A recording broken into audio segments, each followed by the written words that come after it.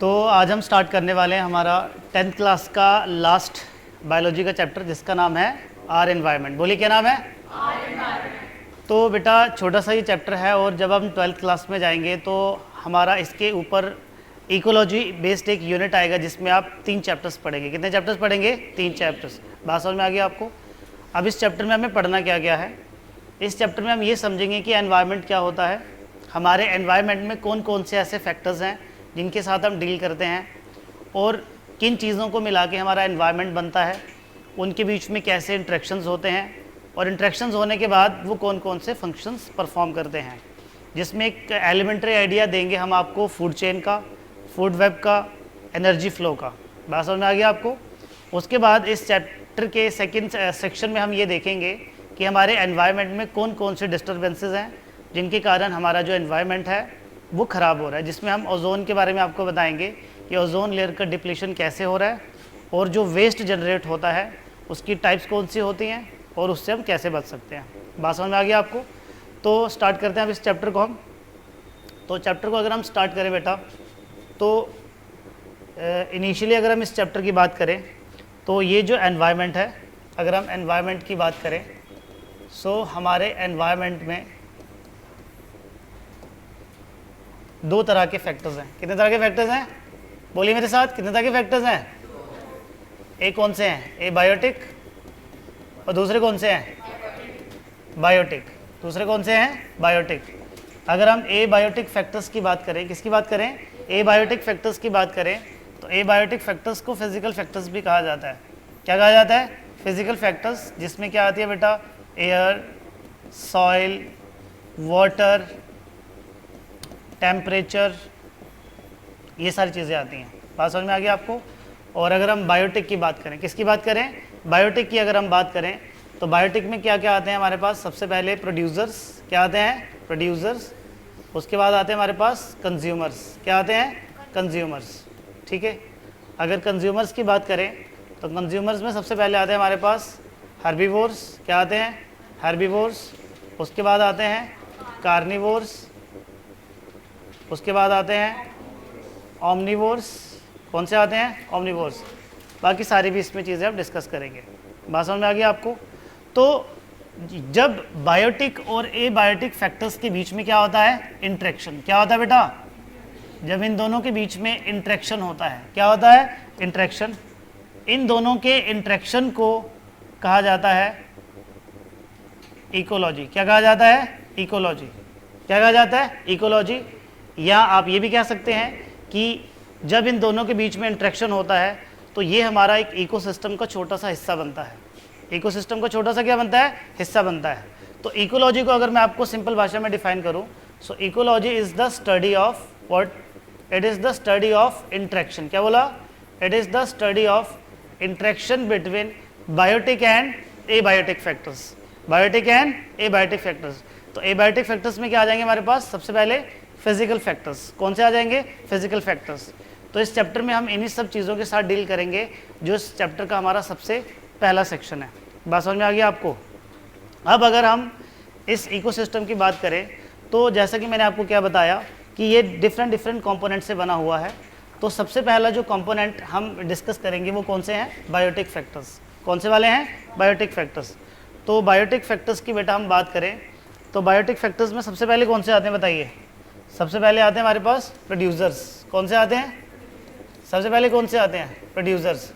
सबसे पहले हमारे पास आते हैं प्रोड्यूसर्स। अगर प्रोड्यूसर्स की बात करी जाए तो प्रोड्यूसर्स क्या हैं?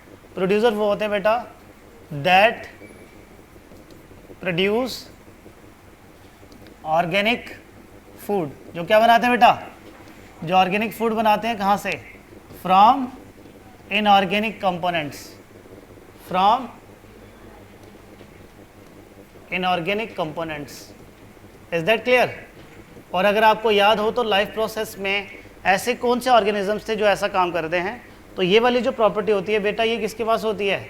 ये होती है उन ऑर्गेनिजम्स के पास दैट हैव क्लोरोफिल। जिनके पास क्या होती है? इनके पास क्या होती है? क्लोरोफिल। जिनके पास क्या होती है? क्लोरोफिल। तो वो क्या करते हैं? इनऑर्गेनिक कंपोनेंट्स का इस्तेमाल करते हैं in the presence of sunlight. In the presence of sunlight और उन इनऑर्गेनिक कंपोनेंट को किस में कन्वर्ट करते हैं? ऑर्गेनिक फूड में कन्वर्ट करते हैं। किस में कन्वर्ट करते हैं? ऑर्गेनिक फूड में कन्वर्ट करते हैं। तो उन्हें क्या कहा जाता है? प्रोड्यूसर्स। तो प्रोड्यूसर्स में सबसे पहला जो नाम आता है वो किसका आता है? प्लांट्स का। किसका आता है? प्लांट्स का। उसके बाद अगर आपको याद हो तो ब्लू ग्रीन एल्गी, याद आया कुछ? क्या था? ब्लू ग्रीन एल्गी, जिसे बोलते थे हम साइनोबैक्टीरिया। क्या बोलते थे बेटा? इसको हम बोलते थे साइनोबैक्टीरिया। उसके बाद फाइटोप्लैंक्टन्स। उसके बाद क्या आगे? फाइटोप्लैंक्टन्स। तो ये क्या करते हैं बेटा? ये जो प्रोड्यूसर्स होते हैं ये इस इकोसिस्टम में खाना बनाने का काम करते हैं। किसका काम करते हैं? खाना बनाने का। तो प्रोड्यूसर किसे कहा जाता है? प्रोड्यूसर वो होता है जो इनऑर्गेनिक कंपोनेंट्स का इस्तेमाल करके ऑर्गेनिक फूड को क्या करता है? प्रिपेयर करता है in the presence of sunlight. In the presence of sunlight. तो अल्टीमेटली हम ये बात बोल सकते हैं कि जो प्रोड्यूसर्स हैं, क्या बेटा, जो प्रोड्यूसर्स वो एक्चुअल में कर क्या रहे हैं? वो लाइट एनर्जी को, क्या बोला बेटे? वो लाइट एनर्जी को किस में कन्वर्ट करते हैं? केमिकल एनर्जी में कन्वर्ट करते हैं। किस में कन्वर्ट करते हैं? वो लाइट एनर्जी को किस में कन्वर्ट करते हैं? एक केमिकल एनर्जी में क्या करते हैं? कन्वर्ट करते हैं। लाइट एनर्जी को किस में कन्वर्ट करते हैं? केमिकल एनर्जी में कन्वर्ट करते हैं। बात समझ में आ गई? इसे क्या कहा जाता है? प्रोड्यूसर कहा जाता है। इन्हें क्या कहा जाता है? प्रोड्यूसर। अब एनसीईआरटी ने यहाँ पे एक छोटा सा एग्जाम्पल दिया है बेटा, एक छोटा सा एग्जाम्पल दिया है एक्वेरियम का। किसका एग्जाम्पल लिया है? एक्वेरियम का। कि जो ये एक्वेरियम है ये भी अपने आप में क्या है? एक इकोसिस्टम है। ये भी अपने आप में क्या है? एक इकोसिस्टम। अगर हम एक्वेरियम की बात करें तो एक्वेरियम में आप क्या देखते हैं कि सबसे पहले तो नीचे की तरफ एक सॉइल या स्टोन्स का, सॉइल का मैट बिछाया होता है नीचे की तरफ। बात समझ में आ गई? उसके बाद इसमें क्या होते हैं? छोटे छोटे प्लांट्स। इसमें क्या होते हैं? छोटे छोटे प्लांट्स। क्या आगे इसमें? ये छोटे छोटे क्या आगे? प्लांट्स आगे। उसके बाद इसके अंदर क्या होता है? इसके अंदर क्या होता है? वाटर। इसके अंदर क्या होता है बेटा? वाटर। इसके अंदर क्या होता है? वाटर। तो वाटर और सॉइल कौन से कंपोनेंट्स हैं? कौन से? सॉइल तो नहीं कह सकते, लेकिन वो जो स्टोन्स छोटे छोटे डालते हैं, तो स्टोन भी एक्चुअली बाद में क्या बनाता है? सॉइल ही बनाता है। तो ये क्या आ गया? ये वाटर आ गया। क्या आ गया? वाटर। ये भी कौन सा कंपोनेंट है इसका? Abiotic component. ऑब्वियसली इस वाटर का एक टेम्परेचर होगा, वो भी उसका कंपोनेंट आ गया। उसके बाद आपको ये बात पता होनी चाहिए कि हम इसमें बाहर से ऑक्सीजन को इन्फ्लेट करते हैं, ऑक्सीजन को इसके अंदर बबल आउट किया जाता है, तो वहाँ पे गैसेज एक्सचेंज भी हो गया। उसके बाद इसमें छोटी छोटी क्या हैं? फिशेस। छोटी छोटी क्या हैं? फिशेस। तो ये भी क्या आ गए? इसके कंपोनेंट्स। अब अगर किसी फ़िश की डेथ हो जाए, क्या हो जाए बेटा? सपोज़ करिए किसी फ़िश की डेथ हो गई, तो डेथ हो गई, जब वो नीचे गिर जाती है तो डिकम्पोज़र उसको ख़त्म कर देता है। डिकम्पोज़र क्या करता है? उसको ख़त्म कर देता है। बात समझ में आ गई आपको? तो एक्वेरियम में भी हम ये कह सकते हैं कि एक छोटे से इकोसिस्टम की झलक मिलती है। क्या मिलती है? एक छोटे से इकोसिस्टम की झलक मिलती है, जिसमें डिफरेंट डिफरेंट कंपोनेंट आपस में क्या करते हैं? इंटरेक्ट करते हैं। वैसे ही इसके बाद आपको बताया गया है कि हमारे पास इकोसिस्टम की टाइप्स कौन कौन सी हो सकती हैं। तो वही जो मैंने बताया कि ecosystem can be natural, it can be natural और इट कैन बी आर्टिफिशियल। क्या बोला बेटे? It can be natural and it can be artificial. अगर हम नेचुरल इकोसिस्टम की बात करें तो नेचुरल में क्या आ जाते हैं? जैसे कि डेजर्ट्स हो गए, जैसे कि फॉरेस्ट हो गए। क्या हो गए? फॉरेस्ट हो गए, रिवर्स हो गई, है ना, नेचुरल पॉन्ड्स हो गए। आई बात समझ में आपको? तो ये सारे क्या हैं? नेचुरल इकोसिस्टम के टाइप्स हैं। उसके बाद अगर हम आर्टिफिशियल की बात करें, किसकी बात करें? तो आर्टिफिशियल में जैसा कि मैंने आपको क्या बताया? एक्वेरियम। क्या बताया? एक्वेरियम।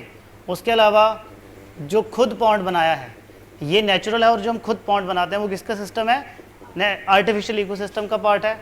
उसके अलावा जो हमने फील्ड्स, जो हम खेतों में फसल लगाते हैं, तो वो भी एक तरह का क्या है? आर्टिफिशियल इकोसिस्टम है। इनफैक्ट आपने जो घर में गमला लगाया होता है, क्या लगाया होता है? जो आपने सैपलिंग घर में लगाई होती है, वो भी एक छोटे से इकोसिस्टम का क्या है? हिस्सा होता है, लेकिन वो क्या है? आर्टिफिशियल। वो क्या है? आर्टिफिशियल। बात समझ में आ गई आपको? तो इकोसिस्टम में जैसा कि मैंने क्या बताया कि इकोसिस्टम का जो सबसे पहला कंपोनेंट होगा बायोटिक में, वो कौन से हैं? प्रोड्यूसर्स। वो कौन से हैं? जिनका काम क्या होगा? खाना बनाना। जिनका काम क्या होगा? खाना बनाना। अब प्रोड्यूसर के बाद जो दूसरे नंबर पे है, प्रोड्यूसर के बाद जो दूसरे नंबर पे हैं बेटा, वो कौन से हैं? They are the consumers. तो कंज्यूमर क्या होता है बेटा, बताइए जरा। कंज्यूमर वो है जो प्रोड्यूसर से डायरेक्टली खाना लेता है, जो प्रोड्यूसर से डायरेक्टली खाना लेता है। So they are the organisms that directly और indirectly depend upon producers for food. They consume food from the producers. वो क्या करते हैं, प्रोड्यूसर से डायरेक्टली क्या लेते हैं, खाना लेते हैं, बाय फीडिंग ऑन अदर। ऐसा भी हो सकता है कि जो पहली बार में खाना खाता है फिर वो किसी और का खाना बने, तो वो उसके लिए क्या बन जाएगा, प्रोड्यूसर बन जाएगा। जैसे एग्जांपल के तौर पे हमारे पास जो कंज्यूमर हैं वो 4 तरह के आपको याद रखने हैं आपके सिलेबस के अकॉर्डिंग। जब आप 12th क्लास में जाएंगे तो इसकी और ज़्यादा डिटेल्स आएंगी, समझ में आ गई बात। तो वो वाला कंज्यूमर जो डायरेक्टली ग्रीन प्लांट को खाता है, जो डायरेक्टली किसको खाता है, ग्रीन प्लांट को, उसे हर्बीवोर कहा जाता है। उसे क्या कहा जाता है, जैसे कि ग्रास होपर हो गया, रैबिट्स हो गए, डियर हो गए। तो उसके बाद हर्बीवोर्स को हम प्राइमरी कंज्यूमर भी बोलते हैं। क्या बोलते हैं, प्राइमरी कंज्यूमर। अब जो हर्बीवोर्स को खाते हैं उन्हें क्या कहा जाता है, कार्निवोर्स। क्या कहा जाता है, जो मीट ईटर्स होते हैं। अब जो दोनों को खा सकते हैं वो क्या है, ओमनीवोर्स, जैसे कि ह्यूमंस हो गए, बियर्स हो गए, बर्ड्स हो गए, डॉग्स हो गए। अब ऐसे ऑर्गेनिजम्स जो अपने होस्ट को बिना मारे उससे नरिशमेंट को लेते रहते हैं, उससे नरिशमेंट को लेते रहते हैं, उन्हें क्या कहा जाता है, पैरासाइट। तो बेटा पैरासाइट क्या होता है, पैरासाइट एक ऐसा ऑर्गेनिज्म होता है जो लिविंग होस्ट पे डिपेंडेंट होता है। किस पे डिपेंडेंट होता है, लिविंग होस्ट पे। वो अपने होस्ट को कभी मारता नहीं है, उसे क्या करता है, कमजोर करता है। क्या करता है, अगर तो उसने अपने होस्ट को मार दिया तो वो क्या बन जाएगा, प्रेडेटर। क्या बन जाएगा, प्रेडेटर। अरे क्या बन जाएगा, प्रेडेटर। बात समझ में आ गई आपको। अब उसके बाद अगर हम आगे चलें तो प्रोड्यूसर्स के बाद जो लास्ट कैटेगरी है वो कौन सी है, डिकम्पोजर्स की। कौन सी वाली है, डिकम्पोजर। देखिए बेटा, जो खाना प्रोड्यूस कर रहा है उसको भी एक ना एक दिन मरना है, क्योंकि प्लांट्स की भी डेथ होती है, और दूसरा जो कंज्यूम कर रहा है उसकी भी क्या होनी है, डेथ। उसकी भी क्या होनी है, डेथ होनी है। अब आप मुझे खुद बताइए, जब दोनों की डेथ हो जाएगी तो उसके बाद उनको कौन डिस्ट्रॉय करेगा, कौन डिस्ट्रॉय करेगा, तो उसके बाद उनको कौन डिस्ट्रॉय करेगा, डीकम्पोजर डिस्ट्रॉय करेगा। तो डीकम्पोजर्स वो वाले ऑर्गेनिजम्स होते हैं जो ऑर्गेनिक कंपोनेंट को ब्रेक करते हैं, किसमें, इनऑर्गेनिक कंपोनेंट्स में। किसमें ब्रेक करते हैं, ये टेक्निकल डेफिनेशन है। अब देखिए, जब भी प्रोड्यूसर खाना बना रहा है या प्रोड्यूसर से अगर कोई कंज्यूमर खाना ले रहा है तो अपनी बॉडी के अंदर क्या बना रहा है, ऑर्गेनिक मैटर बना रहा है। क्या बना रहा है, ऑर्गेनिक। जब हमारी डेथ हो जाती है या प्लांट की डेथ हो जाती है तो आप देखते हैं कि हम आहिस्ता आहिस्ता किसमें मिक्सअप होना शुरू हो जाते हैं, सॉइल में। तो हमें सॉइल में मिक्स करने वाला कौन है, वो कौन सा ऑर्गेनिज्म है जिसने हमारी बॉडी को ब्रेक किया और ब्रेक करने के बाद सॉइल में क्या कर दिया, मिक्स कर दिया। ब्रेक का मतलब क्या है, हमारी बॉडी के ऑर्गेनिक कंपोनेंट्स को उसने तोड़ा और दोबारा से किसमें कन्वर्ट कर दिया, इनऑर्गेनिक कंपोनेंट्स में क्या कर दिया बेटा, ब्रेक डाउन कर दिया। ऐसे ऑर्गेनिजम्स को क्या कहा जाता है, डीकम्पोजर्स। यानी कि जो बॉडी की कंपोजिशन को क्या करते हैं, ब्रेक करते हैं। So they break up dead remains and waste product of organisms, जैसे कि complex organic substances into the simple inorganic substances. अब ये जो इनऑर्गेनिक सबस्टांसेस होते हैं ये वापसी कहाँ चले जाते हैं, सॉइल में, जहाँ से इनको दोबारा से कौन टेकअप कर लेता है, प्लांट। तो साइकिल चलता रहता है। उसके बाद जैसे कि अगर एक अनक्लीन एक्वेरियम है जिसमें फिशेज या फिर अगर प्लांट्स की डेथ हो जाए तो उनको वहाँ पे कौन डिस्ट्रॉय करता है, बैक्टीरिया एंड फंजाई। और डीकम्पोजर्स में सबसे ज़्यादा रोल किसका है बेटा, बैक्टीरिया और फंजाई का है। आप खुद देखिए, आप जो घर में आटा इस्तेमाल करते हैं, अगर आप उसको 2 दिन तक रहने देंगे तो आप देखेंगे कि उस पर वाइट कलर का कुछ अपीयरेंस आ जाता है, दैट इज़ एक्चुअली फंजाई। वो क्या है, फंजाई है। या जब भी किसी ऑर्गेनिज्म की डेथ हो जाती है तो 2-3 दिन बाद उसकी बॉडी से क्या आती है, स्मेल आती है। वो स्मेल किसकी वजह से है, इन माइक्रो ऑर्गेनिजम्स की वजह से। ये कुछ केमिकल्स वहाँ पे रिलीज करते हैं जो उनकी बॉडी को क्या करते हैं, ब्रेक करते हैं, बॉडी को क्या करते हैं, ब्रेक। अब आप मुझे बताइए, अगर डीकम्पोजर्स हमारे एनवायरनमेंट में नहीं होंगे तो क्या होगा, बताओ बताओ तो क्या होगा, बोलो क्या होगा, किस चीज़ की गंदगी होगी, ऑर्गेनिक की या इनऑर्गेनिक। ऑर्गेनिक मैटर बढ़ना शुरू हो जाएगा, ऑर्गेनिक मैटर बढ़ना शुरू हो जाएगा, जिसके कारण गंदगी बहुत ज़्यादा फैल जाएगी। इसलिए अगर हमारे इकोसिस्टम में डीकम्पोजर ना हो तो क्या होगा बेटा, जो ऑर्गेनिक कंटेंट होगा वो इंक्रीज होना शुरू हो जाएगा, जिसके कारण सॉइल पोल्यूशन हो सकता है, एयर पोल्यूशन, जो उसमें फाउल स्मेल जा रही है, अगर वो पानी किसी वाटर बॉडी में चला गया तो वाटर पोल्यूशन हो सकता है। आई बात समझ में, हाँ, मॉस्किटो वगैरह का ज़्यादा खतरा हो जाएगा, हाउस फ्लाइज का खतरा हो जाएगा, जिससे कई तरह की क्या आ जाएंगी, बीमारियाँ आ जाएंगी। इज दैट क्लियर, समझ में आ गई यहाँ तक बात। अब हमारा जो अगला कंपोनेंट है बेटा, जो इन तीनों से कनेक्टेड है। हमने अभी तक क्या पढ़ा? Producers, consumers and decomposers. तो जो इन तीनों चीज़ों को कनेक्ट करता है एक साथ, उस सिस्टम को कहा जाता है एनर्जी फ्लो। क्या कहा जाता है? उस सिस्टम को क्या कहा जाता है? Energy flow. और एनर्जी फ्लो का ही एक हमारा यहाँ पे कंपोनेंट है food chain and food webs. क्या बोला बेटा? Food chain and food web. Is that clear? अभी अभी आपने क्या देखा कि प्रोड्यूसर को किसने खाया? कंज्यूमर ने। किसने खाया? और कंज्यूमर में सबसे पहला कंज्यूमर कौन था? हर्बीवोर। फिर कौन सा था? कार्निवोर। फिर कौन सा था? ओमनीवोर। तो ये जो एक इंटरकनेक्टेड सिस्टम होता है जिसमें एक ऑर्गेनिज्म दूसरे को खाता है और दूसरे वाले को कोई तीसरा वाला खाता है, तीसरे वाले को कोई फोर्थ वाला खाता है। ये जो इंटरकनेक्टेड एक चेन बनती है ऑर्गेनिजम्स की, जिसमें बार बार क्या होती है? Repeated eating. क्या होती है? रिपीटेड ईटिंग होती है। उसे कहा जाता है फूड चेन। क्या कहा जाता है बेटा?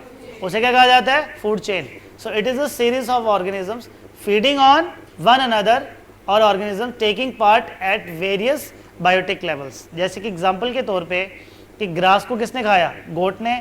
गोट को किसने खाया? वुल्फ ने। वुल्फ को किसने खाया? लॉयन ने। तो ये जो बेटा एक इंटरकनेक्टेड चेन बन रही है, इंटरकनेक्टेड तो नहीं कह सकते, ये जो एक स्ट्रेट चेन बन रही है, क्या बन रही है? स्ट्रेट चेन बन रही है। इस स्ट्रेट चेन में जिसमें एक ऑर्गेनिज्म दूसरे को खाता है और दूसरे वाले को कोई और खाता है, इसे क्या कहा जाता है? Food chain. और फूड चेन में हर एक ऑर्गेनिज्म का जो अपना अपना लेवल है। जैसे ग्रास का लेवल कौन सा है? प्रोड्यूसर। गोट का कौन सा है? Primary consumer. वुल्फ का कौन सा है? सेकेंडरी कंज्यूमर, जिसे आप क्या बोलते हैं? Small carnivore. लॉयन का कौन सा है? टर्शरी कंज्यूमर, जिसे बोलते हैं लार्ज और टॉप कार्निवोर। हर एक लेवल को क्या कहा जाता है? Trophic level. क्या कहा जाता है? या फिर आप इसको बायोटिक लेवल भी कह सकते हैं। क्या कह सकते हैं? Biotic level. बात समझ में? ये देखिए, ईच स्टेप और level in a food chain forms the trophic level. तो सबसे पहले लेवल पे कौन आएगा? ऑटोट्रॉफ्स यानी कि प्रोड्यूसर्स। दूसरे पे कौन आएगा? हर्बीवोर्स यानी कि प्राइमरी कार्निवोर्स, ये सेकेंड ट्रॉफिक लेवल में। थर्ड ट्रॉफिक लेवल में आएंगे स्मॉल कार्निवोर्स या फिर सेकेंडरी कंज्यूमर। और फोर्थ ट्रॉफिक लेवल पे कौन आएगा? लार्ज कार्निवोर या फिर टर्शरी कंज्यूमर। बात समझ में आ गई? तो ज़्यादा मुश्किल नहीं है, ये बिल्कुल ईजी बात है। अब अगर हम आगे चलें तो ये जो फूड चेन है, बेसिकली फूड चेन में जो अल्टीमेट चीज़ सर्कुलेट कर रही है, यानी कि जो फ्लो कर रही है, वो कर क्या रही है? जरा बताइए। जैसे गोट ने खाया ग्रास, फिर गोट को खाया वुल्फ ने, वुल्फ को खाया टाइगर ने, तो अल्टीमेटली आगे फ्लो क्या हो रहा है? एनर्जी फ्लो हो रही है। और एनर्जी का सोर्स क्या है? फूड। एनर्जी का सोर्स क्या है? फूड। तो एनसीईआरटी बहुत इंपॉर्टेंट बात लिखती है यहाँ पे, the food is a fuel to provide energy, thus the interaction among the various components involves the flow of energy. यहाँ पे क्या हो रहा है बेटा? फ्लो ऑफ एनर्जी हो रहा है। क्या हो रहा है? Flow of energy. जो ये ट्रॉफिक एक ट्रॉफिक लेवल से दूसरे ट्रॉफिक लेवल में ट्रांसफर हो रहा है, वो एक्चुअल में ट्रांसफर क्या हो रहा है? एनर्जी। क्या ट्रांसफर हो रही है? Energy in the form of food. और अल्टीमेटली ये एनर्जी कहाँ से आती है? सनलाइट से। हम ये बोलते हैं ना, sunlight is the ultimate source of energy. तो इनफैक्ट दुनिया में जितने भी ऑर्गेनिज्म हैं वो सनलाइट ही ले रहे हैं। कैसे ले रहे हैं? क्योंकि सनलाइट को कौन कन्वर्ट करता है केमिकल में? प्लांट्स। कौन कन्वर्ट करता है? फिर प्लांट को जो खाएगा अल्टीमेटली वो भी तो सन की एनर्जी ले रहा है। किसकी एनर्जी ले रहा है? बस हमारे में और प्लांट में अंतर ये होता है बेटा कि प्लांट उस लाइट एनर्जी को किस में कन्वर्ट करता है? केमिकल एनर्जी में कन्वर्ट करता है। Is that clear? तो कहने का मतलब ये हुआ कि from autotrophs energy goes to heterotrophs and decomposer. Heterotrophs क्या है यहाँ पे? कंज्यूमर्स। क्या है? कंज्यूमर, जिसमें हर्बीवोर्स आ गए, कार्निवोर्स आ गए। बात समझ में आ गया आपको? तो ultimate source of energy sun है। उस सन से उस एनर्जी को कौन कैप्चर करता है? प्लांट्स, जिनको क्या कहा जाता है? ऑटोट्रॉफ्स। फिर उन ऑटोट्रॉफ्स से एनर्जी आगे ट्रांसफर होती है। समझ में आ गई बात आपको? अब तो इसमें कुछ एजम्पशंस हैं जो आपको याद रखनी है। जब भी एनर्जी का फ्लो होता है, जब भी एनर्जी का क्या होता है बेटा? फ्लो होता है, तो एनर्जी जब एक ट्रॉफिक लेवल से दूसरे ट्रॉफिक लेवल में ट्रांसफर करती है, क्या करती है? ट्रांसफर करती है, तो 90% एनर्जी जो होती है वो लॉस हो जाती है। वो क्या हो जाती है? लॉस। आगे कितनी जा रही है बताओ? सिर्फ 10% आगे जाती है। सिर्फ 10% क्या जाती है? आगे जाती है। Rest 90% energy is lost. This is called 10% law.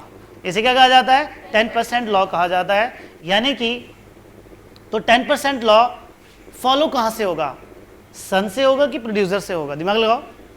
देखिए, एनर्जी वहाँ से आगे ट्रांसमिट होना शुरू होगी जो एनर्जी बनाएगा, जो एनर्जी बनाएगा।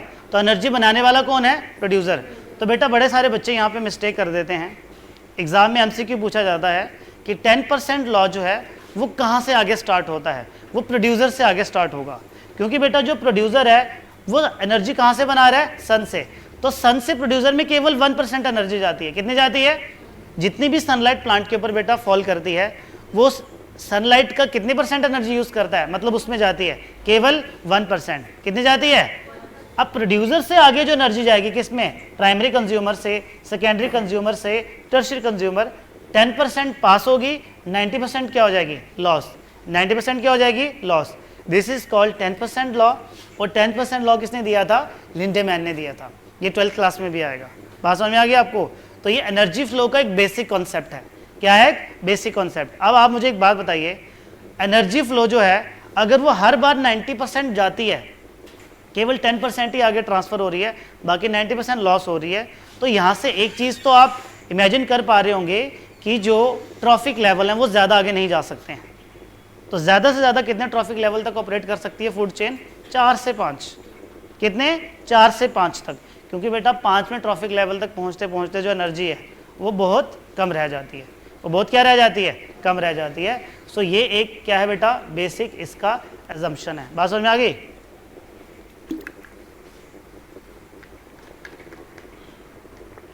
अब वो जो 90% एनर्जी है, एनसीईआरटी ने एक छोटा सा वहाँ पे नोट दिया है कि वो जो 90% एनर्जी है बेटा, it is lost as heat, some is use for metabolism, some is use for growth and reproduction. केवल 10% ही आगे जाती है, और वही जो 10% है बेटा वो हमारी बॉडी में क्या बनाती है, ऑर्गेनिक मैटर। जैसे मैं आपको इसका एक बड़ा सिंपल सा एग्जांपल देता हूँ।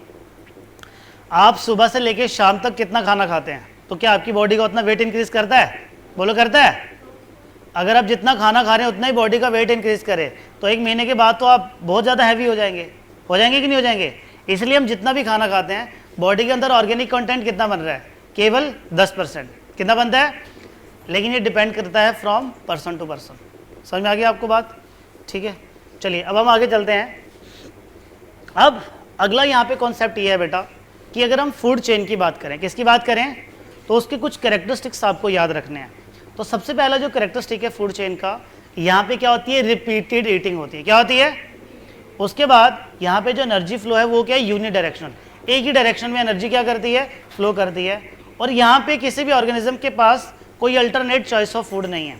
फॉर एग्जाम्पल कि अगर गोट ग्रास खा रही है वो हमेशा ग्रास ही खाएगी, अगर लॉयन गोट को खा रहा है वो हमेशा गोट को ही खाएगा। अब आप मुझे एक बात बताइए, क्या ये कभी टेक्निकली पॉसिबल हो सकता है? तो ये चीज़ कभी भी नेचर में टेक्निकली पॉसिबल नहीं होती है, इसलिए नेचर में फूड चेन भी टेक्निकली एग्जिस्ट नहीं करती है। फूड चेन को सिर्फ हम अपनी अंडरस्टैंडिंग के लिए समझते हैं। तो टेक्निकली फिर नेचर में एग्जिस्ट क्या करता है? टेक्निकली नेचर में वही चीज़ एग्जिस्ट करेगी जहाँ पे एक ऑर्गेनिज्म के पास खाने के लिए अल्टरनेट चॉइस ऑफ फूड होंगी। क्या होंगी बेटा? अल्टरनेट चॉइस ऑफ फूड होंगी, यानी कि वो वाला सिस्टम जिसमें इंटरकनेक्टेड नेटवर्क होगा, किसका? फूड चेन्स का। किसका? फूड चेन का। उसे क्या कहा जाएगा? Food web. क्या कहा जाएगा? तो फूड वेब में क्या होती है, कोई भी रिपीटेड ईटिंग नहीं होती है, ना ही कोई यूनिडायरेक्शनल फ्लो ऑफ एनर्जी होता है, और ऑर्गेनिज्म के पास क्या होता है, अल्टरनेट चॉइस ऑफ फूड होती है। बात समझ में आ गई आपको? इसीलिए नेचर में फूड चेन्स एग्जिस्ट नहीं करती हैं। नेचर में क्या एग्जिस्ट करता है? Food web. सो अगर आपसे कोई ये सवाल करे कि फूड वेब क्या है, food web is simply the interconnected network of food chains. Is that clear? ये देखिए क्या बोलता है, क्या बोलता है बेटा, each organism is generally eaten by 2 or more kind of organisms which in turn are eaten by several other organisms। कि अगर कोई एक ऑर्गेनिज्म है, उसको जैसे कोई जंगल में अगर डियर है तो क्या उसको खाने वाला केवल शेर है क्या? उसको टाइगर भी खा रहा है, उसको वुल्फ भी खा रहा है, वो बड़े सारों के लिए क्या है, खाना है। वैसे ही जो डियर है वो क्या केवल घास ही खाएगा क्या? वो घास भी खा सकता है, वो पत्ता भी खा सकता है, फ्रूट भी खा सकता है। Is that clear? तो ये जो सीरीज ऑफ ब्रांचिंग रिलेशनशिप है किसका? फूड चेन्स का। किसका? फूड चेन का। इसे क्या कहा जाता है? Food web. क्या कहा जाता है बेटा? इसे फूड वेब कहा जाता है। क्या कहा जाता है? फूड वेब कहा जाता है। Is that clear? बात समझ में आ गई आपको? सो फूड वेब हमेशा क्या करता रहता है कि किसी भी ऑर्गेनिज्म की पॉपुलेशन इंक्रीज कर जाए, इस चीज़ को क्या करता रहता है? चेक करता रहता है। जैसे एग्जांपल के तौर पे कि जंगल में अगर शेर सिर्फ हिरन को खाएगा तो अगर शेर मर गए तो हिरन की पॉपुलेशन नहीं बढ़ जाएगी, या अगर हिरन मर गए तो शेर भी मर जाएंगे। इसीलिए अल्टरनेट चॉइस ऑफ फूड होती है किसी भी ऑर्गेनिज्म के पास। समझ में आ गया आपको बात? ठीक है बेटा, तो ये देखो हमने यहाँ पे फूड वेब बनाया हुआ है। जैसे हमारे पास ये मैंने यहाँ पे मोस्ट प्रॉब्ली बर्ड्स या फिर ये गोट बनाया, तो गोट ग्रास भी खा सकती है, ट्री भी फ्रूट्स भी खा सकती है। रैबिट की बात करें तो रैबिट के पास भी अल्टरनेट चॉइस है। अब अगर हम बर्ड की बात करें, किसकी बात करें, बर्ड, तो बर्ड फ्रूट भी खा सकता है, ट्री पे जो कुछ भी प्रोडक्ट है उसको भी खा सकता है। इनफैक्ट अगर बर्ड की बात करें तो बर्ड तो इंसेक्ट भी खा सकता है ना, क्योंकि बर्ड तो डबल कंज्यूमर है। वैसे डेयर के पास भी अल्टरनेट चॉइस है। अगर कौ की बात करें, किसकी बात करें, कौ के पास भी अल्टरनेट चॉइस है। अब यहाँ पे बात करते हैं हम किसकी, वुल्फ की। किसकी बात करते हैं, तो वुल्फ देखिए डेयर को भी खा सकता है। अगर गोट कहीं बच्चा होगा उसका कौ का, वो उसको भी खा सकता है। वुल्फ रैबिट को भी खा सकता है। उसके बाद अगर फ्रॉग की बात करें, फ्रॉग इंसेक्ट को भी खा सकता है। और अगर कोई इंसेक्ट के अलावा कोई और किसी वॉर्म है, कोई अगर कोई कीड़ा है, हाँ कोई बर्ड का अगर एग वगैरह है, छोटा एग लेकिन बड़ा एग तो नहीं हम बात कर सकते, उसको भी खा सकता है।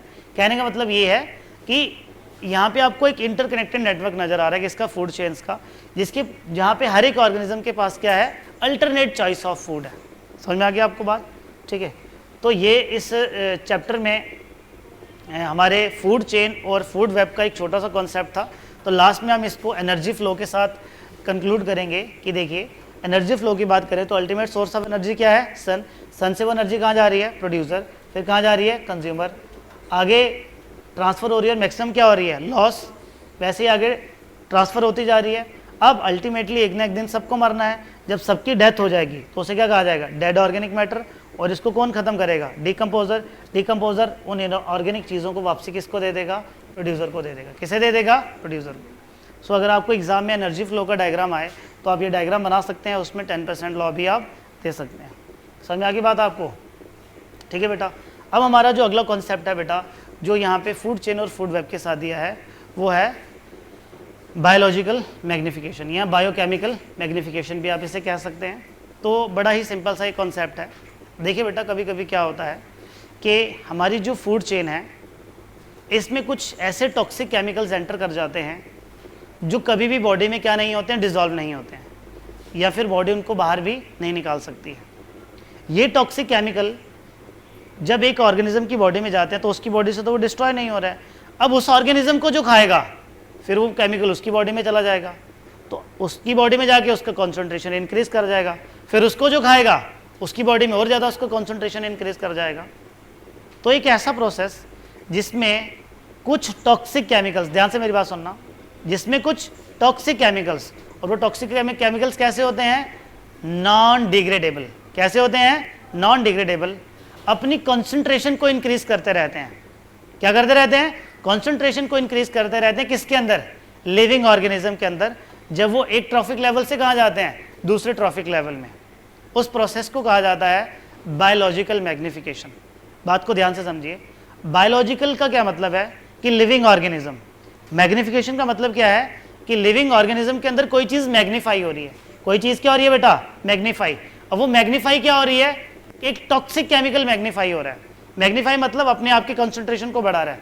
जैसे एग्जांपल के तौर पे देखिए कि पॉन्ड में एक फूड चेन बनाई है हमने, फाइटोप्लैंक्टन को खाने वाला, जू प्लैंक्टन को खाने वाली, स्मॉल फिश को खाने वाली, लार्ज फिश। अब देखिए बेटा, हम अपनी क्रॉप्स में जो केमिकल फर्टिलाइजर्स का इस्तेमाल करते हैं, जिसमें से एक बड़ा ही इंपॉर्टेंट केमिकल है DDT। क्या है, DDT। अब अगर वो उस वाटर के साथ मिक्स होकर इस पॉन्ड में आ गया तो वो DDT पहले किसके अंदर आएगा, फाइटोप्लैंक्टन के अंदर। तो फाइटोप्लैंक्टन के अंदर हमने एज्यूम कर लिया कि उसकी कॉन्सेंट्रेशन कितनी है, 0.2 लिखिए। अब इसको और ज़्यादा कम कर लें, 0.002। कितनी है, 0.002। तो फाइटोप्लैंक्टन को जब जू प्लैंक्टन खाएगा तो यहाँ पे कितनी होगी, 0.2। देखिए यहाँ पे इंक्रीज हो गई। अब जू प्लैंक्टन को जब स्मॉल फिश खाएगी, इसमें इसका कॉन्सेंट्रेशन और बढ़ गया। ये कॉन्सेंट्रेशन किसका बढ़ रहा है, इस DDT का। अब यहाँ पे क्या देख रहे हैं कि ये जो टॉक्सिक केमिकल है ये हर एक ट्रॉफिक लेवल में अपनी कॉन्सेंट्रेशन को बढ़ा रहा है। क्या कर रहा है, अब बढ़ा क्यों रहा है, जरा दिमाग लगाओ। क्योंकि ये इसकी बॉडी में डिसॉल्व नहीं हो सकता है। क्या नहीं हो सकता है, बॉडी के अंदर डिसॉल्व नहीं हो सकता है, ये एक्यूमुलेट होता रहेगा, उसकी बॉडी में इकट्ठा होता रहेगा। तो जो उसको खाएगा उसकी बॉडी में भी इकट्ठा हो रहा है, जो उसको खा रहा है उसकी बॉडी में भी इकट्ठा हो रहा है। यानी कि जैसे हम एक एक ट्रॉफिक लेवल आगे बढ़ रहे हैं, ये टॉक्सिक केमिकल क्या कर रहा है, अपनी कंसंट्रेशन को बढ़ाता ही जा रहा है। इस प्रोसेस को कहा जाता है बायोलॉजिकल मैग्निफिकेशन। क्या कहा जाता है, द मैकेनिज्म और the process of accumulation of non biodegradable और toxic substances at each trophic level in a food chain is known as biological magnification. और नॉन बायोडिग्रेडेबल या नॉन डिग्रेडेबल सबस्टांसेस कौन से होते हैं बेटा? That are not dissolved in soil और body, ना ही वो सॉइल के अंदर मिक्स होते हैं और ना ही वो बॉडी के अंदर मिक्स होंगे। एग्जांपल के तौर पे डीडीटीज, पेस्टिसाइड्स, इंसेक्टिसाइड एंड वीडिसाइड्स। आप जितने भी वेजिटेबल्स या फ्रूट्स खाते हैं बेटा, इन सब के ऊपर केमिकल्स फेंके होते हैं। तो अब आपको क्या करना है, अगर आप चाहते हैं कि ये केमिकल आपकी बॉडी के अंदर ना जाए तो क्या करना पड़ेगा? बताओ बताओ क्या करना पड़ेगा भाई? क्या करना पड़ेगा? आपको कम से कम केमिकल पेस्टिसाइड्स का इस्तेमाल करना है। फ्रूट्स और वेजिटेबल्स को क्या करें, अच्छे से वॉश करें खाने से पहले, और ज़्यादा से ज़्यादा ऑर्गेनिक फ्रूट्स और वेजिटेबल्स का क्या करें, आप इस्तेमाल करें। समझ में आ गई बात? अब हम बात करते हैं, हमारा अगला जो टॉपिक है इस चैप्टर का वो है ओजोन डिप्लीशन। क्या है? ओजोन। तो इसको भी हम एक डायग्राम से समझेंगे बेटा। अब हम अगर ओजोन लेयर की बात करें, किसकी बात करें? ओजोन लेयर की बात करें, तो हमारी अर्थ और सन, ध्यान सुनिए, अर्थ और सन के बीच में एक बहुत मोटी सी चादर बिछी हुई है। क्या बिछी हुई है? एक बहुत मोटी सी चादर बिछी हुई है। उस चादर भी मतलब एक लेयर कह लीजिए, चादर वो वाली कपड़े वाली मत समझना आप, एक बहुत मोटी सी क्या है, लेयर है। वो लेयर क्या करती है? ध्यान सुनिए बेटा, सन से जो हार्मफुल रेडिएशंस आ रही होती हैं, क्या बोला मैंने? सन से जो हार्मफुल रेडिएशंस आ रही होती हैं, उन रेडिएशंस को क्या करती है, ये अर्थ पे पहुंचने नहीं देती और यहीं से क्या कर देती है, रिफ्लेक्ट। उन हार्मफुल रेडिएशन में से एक रेडिएशन कौन है? Ultraviolet rays. तो पहले हम इस बात को समझते हैं कि ये जो ओजोन लेयर है ये बनती कैसे है। तो होता क्या है, हमारी जो अर्थ है ये ऑक्सीजन यहाँ से रिलीज हो रही है, ऑक्सीजन यहाँ से क्या हो रही है बेटा, रिलीज हो रही है। जब ये ऑक्सीजन अपर एटमॉस्फेयर में पहुँचती है, कहाँ पहुँचती है? अपर एटमॉस्फेयर में। तो वहाँ पे ये जो ऑक्सीजन है इसको अल्ट्रावायलेट रेज क्या कर देती हैं, ब्रेक कर देती हैं। किसमें? ऑक्सीजन एटम्स में। किसमें ब्रेक कर देती हैं? Oxygen atom. ये वाला ऑक्सीजन एटम फिर इस ऑक्सीजन के साथ मिलके क्या बना देता है? O3। इसे कहा जाता है ओजोन। क्या कहता है? ओजोन। तो ये एक अच्छी बात हो गई। ये लेयर क्या कर रही है, हमारी अर्थ को सन से जो हार्मफुल रेडिएशंस आ रही हैं इनसे क्या करती है? प्रोटेक्ट करती है। इनसे क्या करती है बेटा? प्रोटेक्ट करती है। अब तो उनमें से मैंने आपको क्या बताया कि एक हार्मफुल रेडिएशंस कौन सी है? अल्ट्रावायलेट रेडिएशंस, जिनके कारण काफ़ी तरह के कैंसर हो सकते हैं। एग्जांपल के तौर पे स्किन कैंसर हो गया, रेटिना कैंसर हो गया, आई कैंसर हो गया। समझ में आ गई बात? अब हो क्या रहा है बेटा, हमने कुछ ऐसे केमिकल्स का यूज़ करना शुरू कर दिया है जिसके कारण हमारी जो ये ओजोन लेयर है ये क्या हो रही है? डैमेज। क्या हो रही है? उनमें से ही केमिकल जो एनसीईआरटी में दिया है वो है क्लोरोफ्लोरोकार्बन्स। कौन सा है? क्लोरोफ्लोरोकार्बन्स है। दो और बताएंगे आपको, हाइड्रोफ्लोरोकार्बन्स, और है कोई याद आपको? एक और बताया था मैंने आपको, चलिए वो आगे स्लाइड में बताता हूँ। तो अब देखिए, अब हो क्या रहा है बेटा, ये जो क्लोरोफ्लोरोकार्बन्स है ये ज़्यादातर किस में पाए जाते हैं? हमारे जो रेफ्रिजरेटर की गैसेस थी। कौन सी गैसेस थी? जो पहले जो फ्रिज आते थे मार्केट में, आज से कोई 20-30 साल पहले, उनमें इस गैस का इस्तेमाल किया जाता था। आई मीन जो गैस होती थी उसके अंदर ये केमिकल डाला जाता था for the cooling effect, for the cooling effect. अब देखिए बेटा क्या होता था, जब ये क्लोरोफ्लोरोकार्बन्स एटमॉस्फेयर के अपर लेयर्स में पहुंचते थे तो वहां पे जाके ये क्या करते थे, ये क्लोरोफ्लोरोकार्बन्स इस अल्ट्रावायलेट रेडिएशंस के साथ क्या करते थे? रिएक्ट। क्या करते थे? और वहां से क्या रिलीज होती थी? क्लोराइड, मतलब क्लोरीन वहां से क्या हो जाता था? रिलीज, क्योंकि इसके अंदर क्लोरीन होता है। ये क्लोरीन क्या करता था बेटा, ये जो ओजोन लेयर बनी थी इस ओजोन लेयर को क्या कर देता था? ब्रेक कर देता था। क्या कर देता था? ब्रेक कर देता था, जिसकी वजह से क्या हो रहा था, कुछ रीजन से जो ओजोन लेयर है वो क्या होती जा रही थी? पतली। क्या होती जा रही थी? तो बताइए पतली किसके कारण हुई है? इन क्लोरोफ्लोरोकार्बन्स के कारण। So that process where the ozone gets thin due to chlorofluorocarbons, उस प्रोसेस को कहा जाता है ओजोन डिप्लीशन। क्या कहा जाता है? जिसके कारण दुनिया में कुछ रीजन्स तो ऐसे हो गए थे कि जहाँ से ओजोन लेयर बहुत ही ज़्यादा डैमेज हो गई थी। उन जगहों पे इस तरीके के क्या बन गए थे? पैचेस।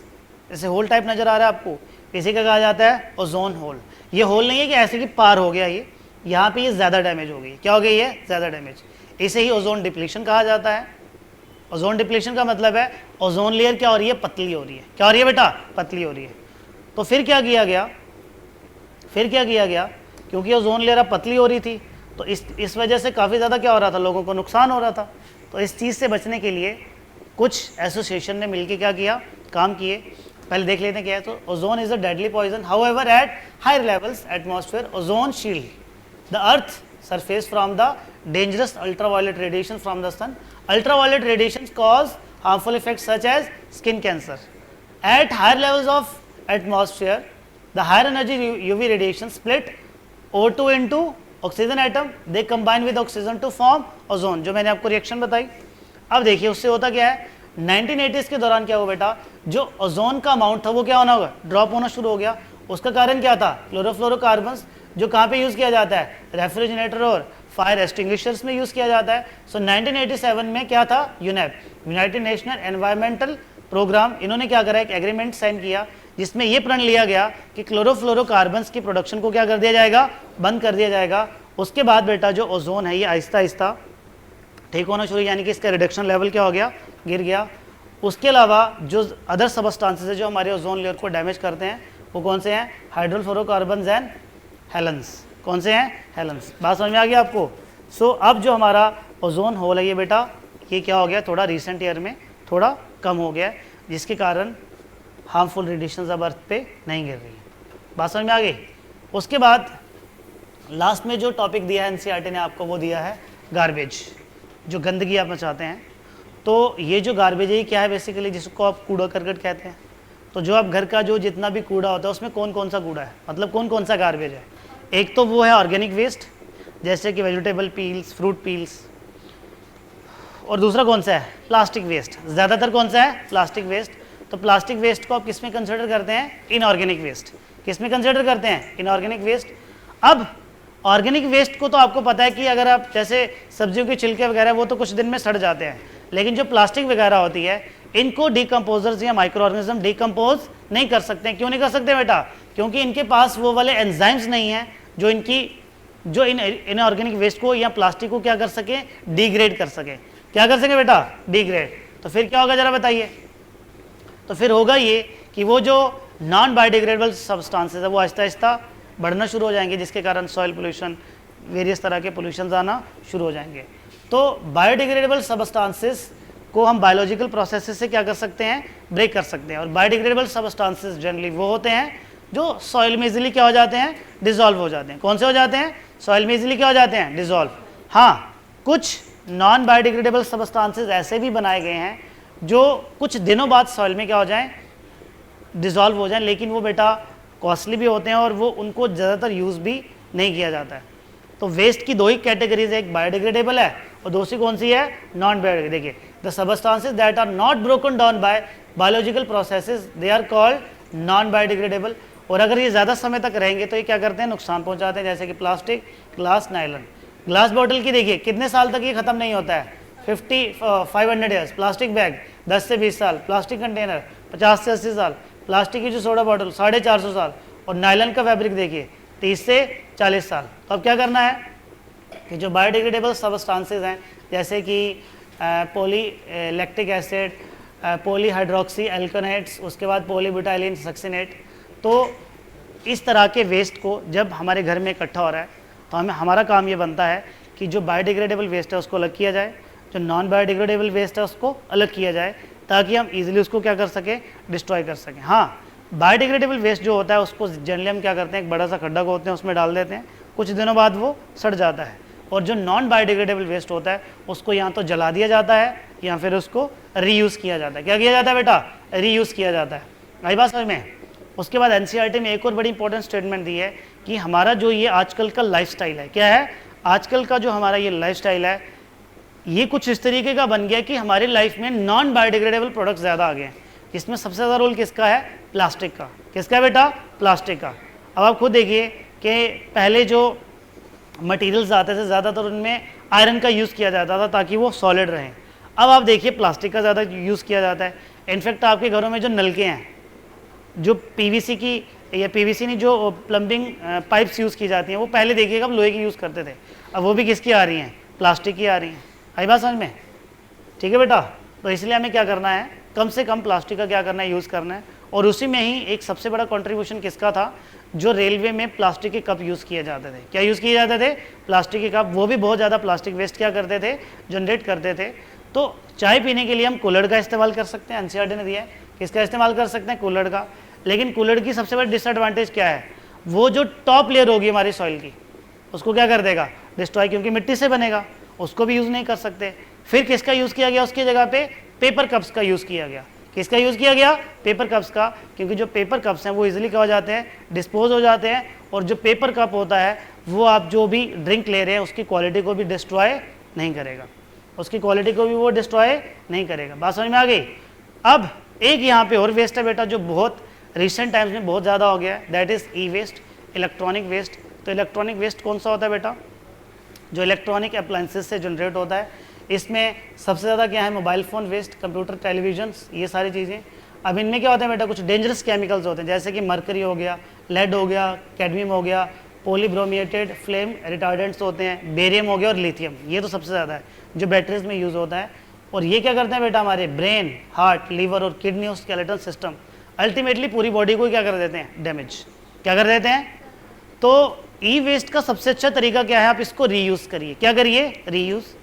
प्लास्टिक वेस्ट में भी क्या करिए? आप रिसाइकिल करिए, रीयूज़ करिए, ताकि हमारा जो एनवायरनमेंट है ये क्या ना हो? डिस्ट्रॉय ना हो। आई बात समझ में आपको? तो बस इतना सही ही हमारा चैप्टर था बेटा।